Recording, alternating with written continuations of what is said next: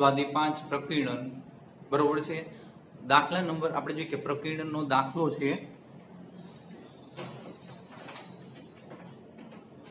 15। આપણે જોઈએ કે દાખલા નંબર 15 હવે આ દાખલો છે એક્ઝામમાં પૂછાઈ ગયેલો છે, ધ્યાન રાખજો બરોબર વ્યવસ્થિત। અને દાખલો થોડો અઘરો છે, 4 માર્કનો દાખલો છે। હવે તમને એમ કીધું છે કે આ એક ઇક્વેશન આપેલી છે તો સાબિત કરો કે આ આખો પાર્ટ છે ને AB થી નિરપેક્ષ અચળ છે, કોઈ એક અચળ છે AB થી નિરપેક્ષ અલગ બરોબર છે। હવે આપણે જોઈએ કે એના માટે આગળ વધીએ, બહુ જ મોટો દાખલો છે, કાળજી રાખવાની। તો પહેલા જો કાંઈ તમે જુઓ ને તો પેલું વિકલન અને બીજું વિકલન બેની જરૂર છે, dy/dx અને d2y/dx2। તો આપણે અહીંયા પેલું વિકલન કરીએ, ધેરફોર પેલું વિકલન ફર્સ્ટ ડેરિવેટિવ તો 2 બ્રેકેટમાં x - a અને અંદરનું વિકલન ફરી પાછું આપણે જે કે 1 જ થાય છે અને અહીંયા એ રીતે 2 કૌંસમાં y - b આપણે જે કે એક ઘાત હોય છે અને અંદરનું વિકલન y નું dy/dx ભૂલ્યા વગર અને c2 અચળ પદ છે એટલે 0 થઈ જાય છે। બરાબર, તો આખા સમીકરણને તમે 2 વડે ભાગી શકો છો બરોબર છે, 2 વડે ભાગી શકો છો એટલે આપણે શું કહી શકીએ કે x - a y - b dy/dx is equal 0। હવે આ કૌંસ છે ને પ્લસ છે, સામેની બાજુ જાય એટલે માઈનસ થશે અને આ ગુણાકારમાં છે, આ બાજુ એટલે ભાગાકાર, એટલે ડાયરેક્ટ લખીએ આપણે therefore dy/dx is equal minus બ્રેકેટમાં x - a upon y - b આવું આવશે। આનો નંબર 1 થઈ ગયો બરોબર છે। આ કૌંસ છે પ્લસ છે, સામેની બાજુ માઈનસ થઈ જાય, આ બ્રેકેટ છે છેદમાં વયો જશે, ગુણાકારમાં છે એટલે ભાગાકારમાં જશે। હવે આનું સેકન્ડ ડેરિવેટિવ બાળકો, સેકન્ડ ડેરિવેટિવમાં ધ્યાન રાખવાનું d2y/dx2 આપણે જોઈએ કે આ માઈનસ છે અત્યારે બહાર નીકળ્યું, આપણે જોઈએ કે છેદ અંશનું વિકલન 1 માઈનસ અંશ છેદનું વિકલન dy/dx જોયું, y નું dy/dx ને b નું 0 બરોબર, છેદ સ્ક્વેર છેદમાં y - b whole over square. હવે બરાબર અહીંયા આપણે શું કે આને સિમ્પ્લિફાઈ dy/dx દૂર કરવું તો આપણે 1 ની કિંમત અહીં મૂકી દઈએ, આપણે 1 ની કિંમત મૂકી દઈએ, માઈનસ બ્રેકેટમાં આપણે એમ કહીએ કે y - b એમનો રહેશે 1 સાથે ગુણાય એટલે -x - a બરાબર। તો અહીંયા આપણે જોઈએ કે dy/dx ની કિંમત મૂકીએ તો ગુણ્યા માઈનસ x - a અને આપણે જોઈએ કે y - b આવો આવશે અને બધાયના છેદમાં y - b રેઝ ટુ 2 લસા લઈ લો, અહીંયા ગુણાશે અને આ પદ છેદમાં જશે એટલે 3 ઘાત થઈ જશે છેદમાં। હવે જો એક સમય નથી એટલે સાઈડમાં લખું છું, અહીં ગુણન y - b all over square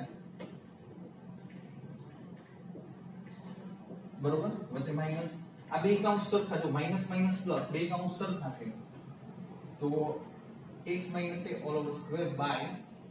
આ છેદમાં ગયો 3 ઘાત થઈ ગઈ બાળકો y - b રેઝ ટુ 3। હવે આ બાળકો આ શું છે જો x - a all over square y - b all over square plus તો આપણી રકમ છે ઇઝ ઇક્વલ c² તમે લખી શકો, ઇઝ ઇક્વલ c² તમે લખી શકો। તો અહીંયા આપણે એમ લઈ શકીએ કે -c² by y - b raise to 3 આગળના માઈનસ અને આપણે જોઈએ કે આ c² છે એ જો માઈનસ અહીંથી હાઈલા જ આવે છે અગાઉથી બરોબર છે। હવે આ આપણે જોઈએ કે d2y/dx2 ની કિંમત લખી। હવે આપણો જે મેઈન પ્રશ્ન છે એ રજૂઆત કરી,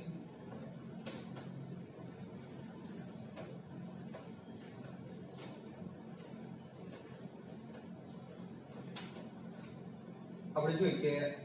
આ 1 પ્લસ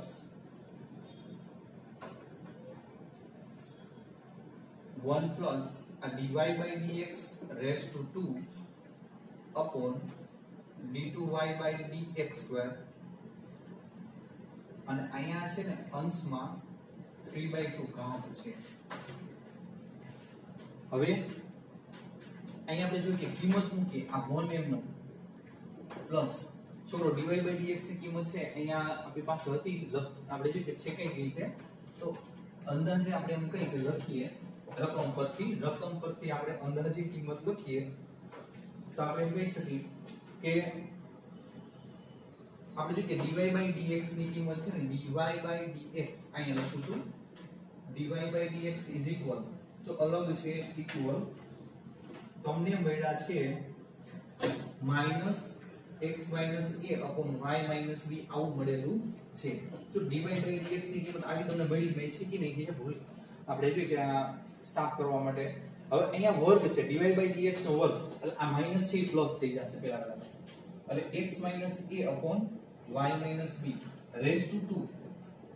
અને બ્રેકેટ ની ઉપર 3/2 છે બરાબર 3/2 અને d2y by dx2 એ તો કમ્પ્લીટ તમારી પાસે છે જો આ d2y by dx2 ની કિંમત છે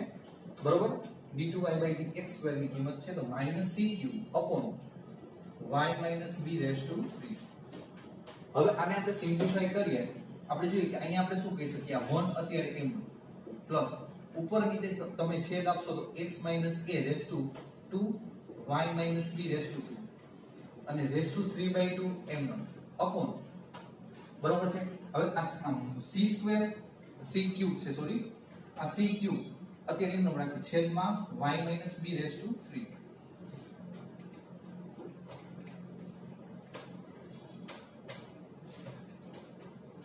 ડિવાઇડ બાય dx સોરી આપણે અહીં જો સ્ક્વેર છે હવે બરાબર અહીંયા આપણે શું કરશું હવે જો અહીં છે ને લસા લઈને અહીં ગુણાશે y - b raised to 2 plus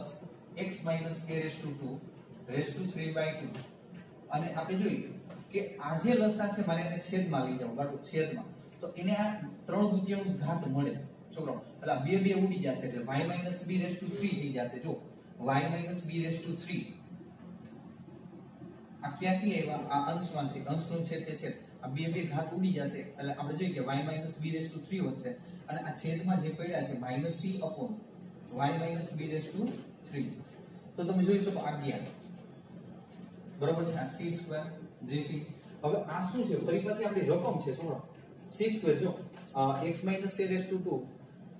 plus y - b raised to 2 is equal c² રકમમાં જ આપ્યા છે તો c² raised to 3/2 લખી શકો તમે c² raised to 3/2 આપણે કહી શકીએ કે c² raised to 3/2 જો આપણે આ c² છે રકમમાં તમને આપ્યું છે અને raised to 3/2 upon -c². હવે અહીં જો આ 2 પર તો અહીં તમે એમ કહી શકો આ c માઈનસ છે આ ઉપર લઈ લઉં છું c અને raised to 3 upon c². તો આપણે જોઈએ કે ઉડે તો માઈનસ c આન્સર વધે તો આપણે કહી શકીએ કે a અને b થી નિરપેક્ષ અચળ છે આ c છે therefore a અને b થી નિરપેક્ષ અચળ છે અલગ બરોબર છે a અને b થી નિરપેક્ષ અચળ આપણને જો -c મળે છે અહીંયા આ દાખલો કમ્પ્લીટ થાય છે કાળજી રાખવાની બહુ જ આના એક્ઝામમાં પૂછાઈ ગયેલો દાખલો છે તો એના પછીનો 16મો દાખલો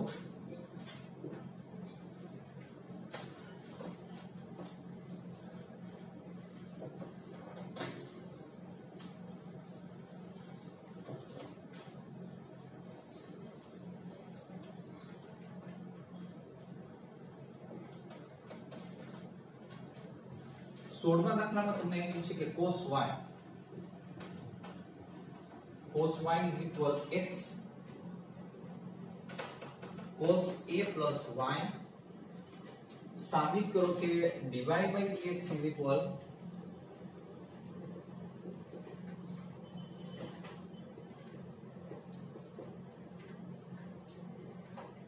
cos square x plus y upon sin a.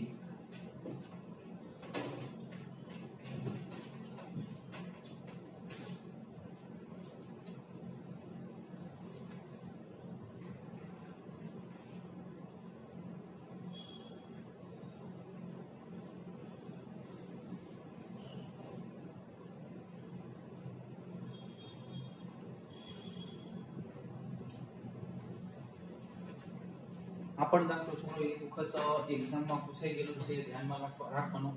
સરળ છે એટલું બધું અઘરું નથી આગલા દાખલા જેટલો હવે જો કે અહીંયા આપણે જોઈએ કે ફર્સ્ટ ડેરિવેટિવ જોઈ છે dy by dx second derivative નું જોતું તો આપણે જોઈએ કે પહેલા શું કરશું વિકલન x સાપેક્ષ વિકલન તો આપણે એમ કહીશું કે cos નું માઈનસ sin y પણ થીટા y છે એટલે into dy by dx equal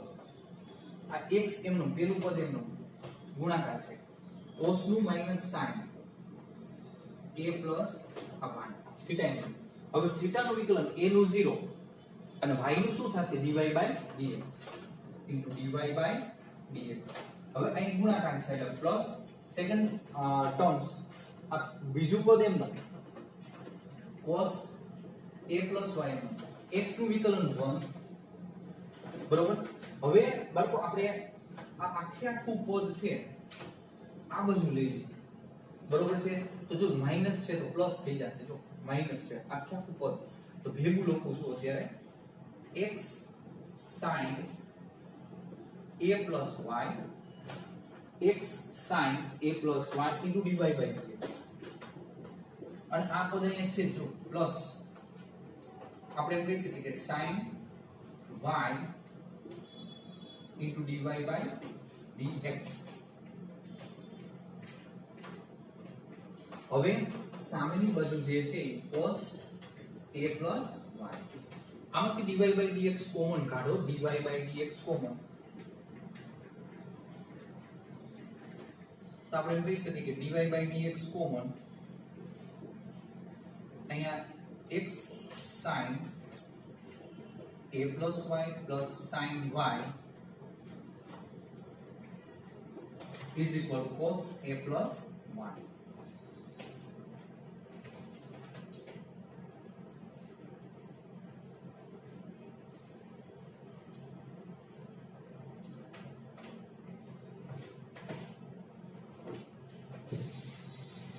રકમ ફરી પાછી એક વખત ચેક કરવી પડશે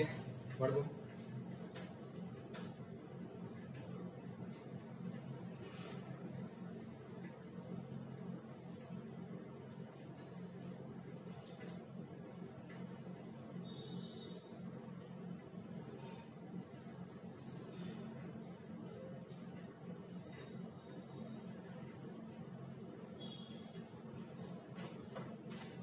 હવે જો બાળકો હવે અહીંયા છે ને થોડું વિચાર કરવાનું રહેશે. બધું બરોબર છે રેગ્યુલર. હવે અહીંયા છે ને x તમારે દૂર કરવાનો છે બરોબર છે. અહીંયા જો x કઈ જોતો નથી તો અહીંયા આપણે જો x આપણે શું લખી શકીએ x આને વિચારો તમે તો આ ભાગે છેદમાં જશે એટલે અહીંયા આપણે શું લખી શકીએ જો therefore dy by dx ખાસ ધ્યાન રાખજો આ x ની કિંમત અહીંથી આવે છે cos y upon cos a plus y cos y upon a plus y into sin a plus y plus a sin y is equal cos a plus y. હવે અહીંયા આપણે જો કે દર્શાવવું હોય તો દર્શાવી શકો કે કારણ કે x is equal cos y upon cos a plus y. હવે અહીંયા દર્શાવીએ તો ગુણાશે બરોબર છે અને ઈ પાછું છે બરાબરની ઓલી સાઈડ એટલે સામે વહી જશે તો આપણે કહી શકીએ therefore dy by dx is equal તો નહીં બ્રેકેટમાં આ cos y into sin a plus y plus આ sin y એમનો into આ લસા cos a plus y અને અહીંયા આપણે જો કે ગુણાશે એટલે જો સરખા છે બે એટલે સ્ક્વેર થઈ જશે cos square a plus y જે આપણે જોઈ જરૂરી છે. હવે આપણે જો કે આ તો તમે જો એક complete sin alpha cos beta અને એને જો cos બીટા sin આલ્ફા વાળું સૂત્ર કમ્પ્લીટ થઈ જાય છે તો આપણે કહી શકીએ કે therefore આ dy by dx બ્રેકેટમાં આપણે કહી કે આ sin નો આલ્ફા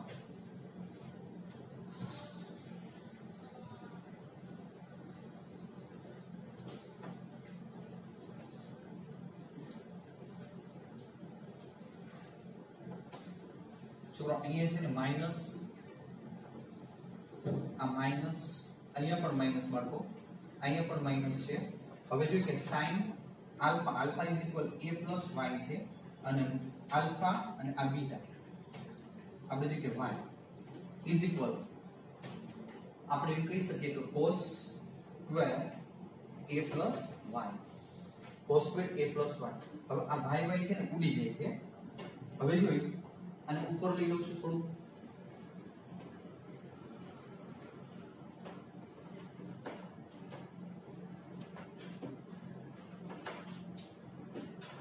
જો therefore dy by dx ગુણ્યા sin a વધશે is equal cos square a plus y. cos square a plus y આ છેદમાં જવા દો. therefore dy by dx is equal cos square a plus y upon sin a. હવે બાળકો જે આપણે સાબિત કરવાનું હતું કે dy by dx is equal cos square, અહીં બાળકો a છે, a into y into upon sin a જે સાબિત કરવાનું હતું. છોકરો એક ખાસ કાળજી રાખવાની છે, અહીંયા x ની કિંમત મૂકવાની છે. x ની કિંમત પછી તમારે રકમમાંથી લેવાની છે. દાખલો બધી રીતે સરળ જ છે, ખાલી x ની કિંમત મુકાઈ ગઈ એટલે સાદુરૂપ લેવાનું ઈઝી છે.